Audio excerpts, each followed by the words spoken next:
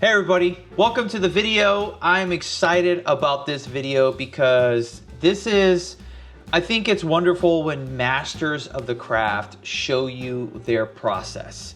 And the reason why I like it so much is because it shows you the human aspect of becoming a master in the instrument. It's not something that happens overnight. It is the hundreds of hours of consistency over years of time. And even when you are a master of your craft, there are times where you create something that may not see the light of the day. And this is one of those examples. As you can see, I have an Instagram post up from Walter Smith 3. If you don't know who Walter Smith is, he's a phenomenal tenor saxophone player in the jazz style. And also, his Instagram is just full of memes and jokes and whatnot. But he takes the craft very seriously. But what I loved about this post is him sharing his process of learning this tune, Tad's Delight, which is a tune that was written by Tadd Dameron and recorded on Round Midnight, Miles Davis's Round Midnight album. And this is just him sharing his process. He was like hoping, as you can see in the post, he was hoping to record it for his next Twio album, and this is his process. Like this is an amazing look into someone's process and how much time they spent on one tune and how he didn't end up recording it. And so like he was just saying, like, right here, you can see in this post that, let's see if this highlight works. Yeah, that not every project, everything you work on sees the light of day. And I think with this culture, and this includes me, you read the productivity books, you might, watch productivity videos, you're trying to see, you see what the ROI, the return on investment is.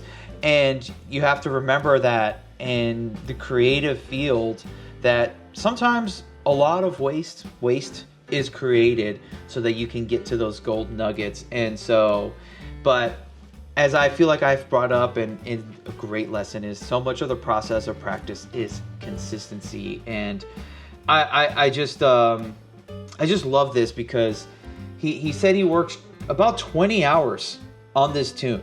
And he breaks down what he spent on each section. And so let's just break this down. Like he's like, even though in the end I couldn't pull it off, these 24 hours helped me to play all of the other songs that they did end up recording. And so this is another lesson that sometimes what you're directly working on might not come see the light of day. That might not be the thing that you release, but that thing leads you to the next thing, which helps you in some other area.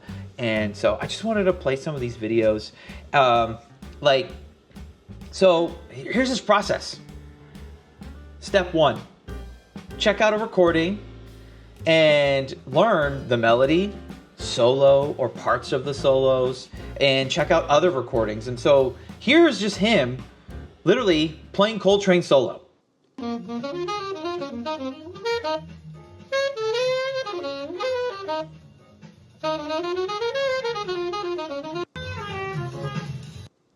So right there, 5-ish hours transcribing a solo, checking out different recordings, and taking snippets of it, learning a whole solo, if not portions of a solo. I mean, this reminds me of the video I released a month or so ago of, this one where I spent 4 hours learning 30 seconds of a transcription, just like really learning and digging into that. So that's just 5 hours of just the melody, checking out versions, transcribing a solo. And then this second part, he's like, okay, I'm going to do different subdivisions through the form, sometimes with or without a metronome. And then I guess this example of him doing a chorus of triplets. I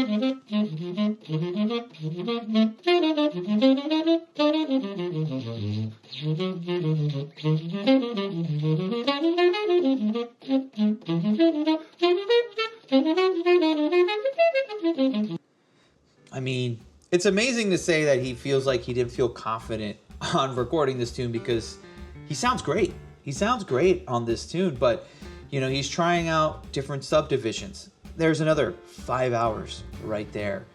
And so that's something else to think about practicing on the tunes is being, you know, this is how you can, sometimes you have so many options on how to practice a tune.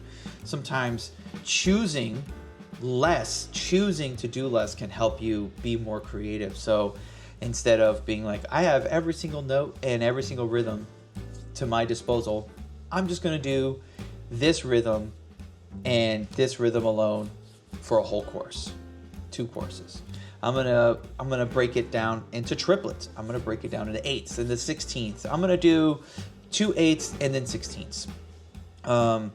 And the reason why I'm bringing this up, because this is something I need to learn and remind myself of, because I sometimes you think there's more. There's got to be more to it. There's something else, and sometimes it's just the simplicity of that. And then like I just brought up 8th notes. So now on this 3rd take, he's trying to play 8th notes through the entire form without breaking the line or using other rhythms, trying to connect the harmony. So it's just straight 8ths.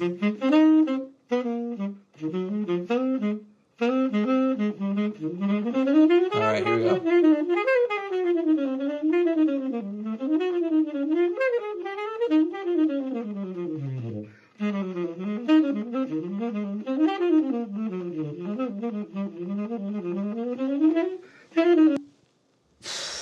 Goodness gracious.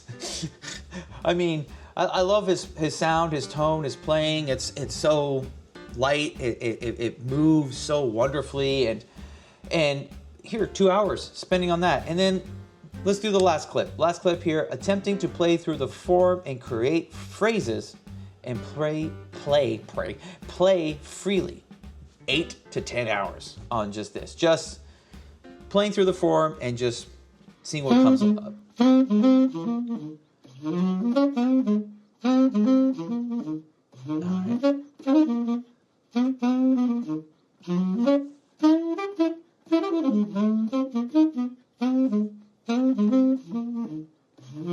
I'm pretty sure this is still the melody.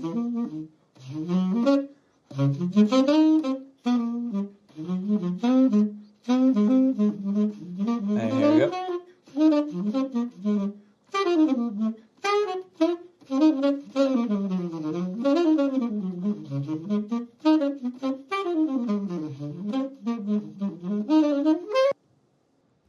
Awesome. I mean, melody, solo, and just playing freely. 8 to 10 hours. And in the end, he couldn't get it the way he wanted.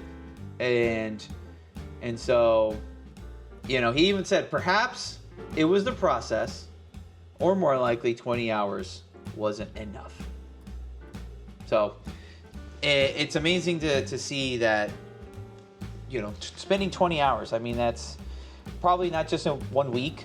That's probably multiple weeks because he's working on multiple tunes, doing different things. And I mean, if you just think about it, 1 hour per day, that's 20 days. 20 days right there, working on one tune and as many different ways as possible. So, granted, you know, he's far along in his saxophone journey, and so it's amazing to see that even someone of this high of caliber, you know, still finds tunes that he doesn't feel comfortable with. And so I just wanted to share this with y'all just because I thought it was such a great lesson for myself, and hopefully you got some use out of it. It's definitely an amazing thing to see someone at the highest of their craft. This makes me think of Ryan Holiday when he shows you how he writes his books, and he just shows you the process, and you're like, that's it. But it's the 100 of hours of collecting all the information, putting it down, and then that final outcome that you see is from, you know, hours and hours and hours and hours and hours of effort. So hopefully you enjoyed this. Check out Walter Smith. I know I enjoyed it. These are lessons that I'm trying to take away, and hopefully there's lessons that you can take away. If you made it this far into the video, hit that subscribe button, and we'll see you next time. Oh, I did bring up my video. I know it's super long, but this video is the transcription video I brought up, just the 4 hours. And really the reason I posted it was less thinking someone's gonna watch this from beginning to end, but more so showing you the process of how do I learn a transcription and going through that process. And maybe you can take something away from it, and who knows, maybe you watch it and you see a way that I can improve my way of transcribing. So there's always room for improvement. There's always ways to improve. So thank you so much for watching, and we'll see you next time.